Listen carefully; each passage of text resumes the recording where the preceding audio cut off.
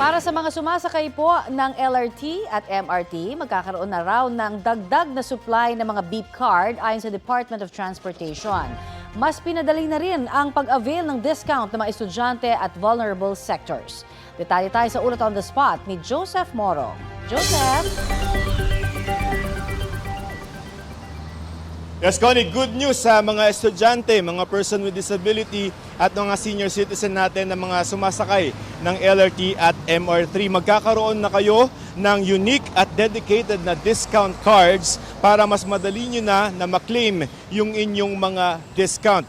Kung dati, Connie, ay kailangan pang pumila ng mga estudyante sa mga teller para magpalista o mag-fill out ng mga form para makakuha ng 50% nilang discount. Simula ngayong araw ay kailangan nyo na lamang ipakita yung inyong mga ID sa mga teller para sila na yung magre-record na nag-avail kayo ng discount. Pero sa Setyembre, next month, ay mas padadaliin pa yan. Ipinakita kanina na DOTR Secretary Vince Dizon ang mga ilalabas na discount cards para sa mga estudyante, PWD at mga senior citizen. Isang beses lamang kayong mag-a-apply sa kahit anong istasyon ng LRT1, LRT2 at MRT3 station at doon din ay agad-agad na ipiprint ang inyong discount card na may pangalan pa ninyo.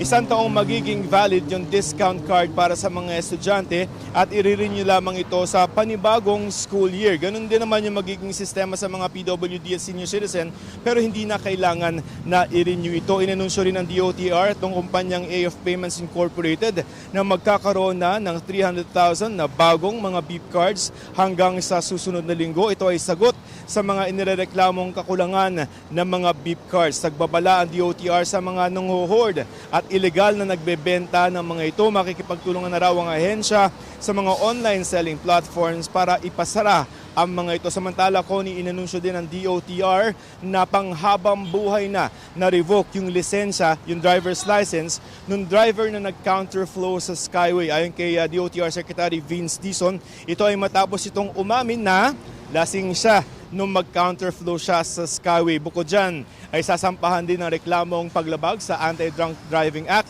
o Republic Act 10586 ang nasabing driver na sumikot kahapon ng hapon sa pagdinig ng Land Transportation Office. Connie. Maraming salamat, Joseph Morong.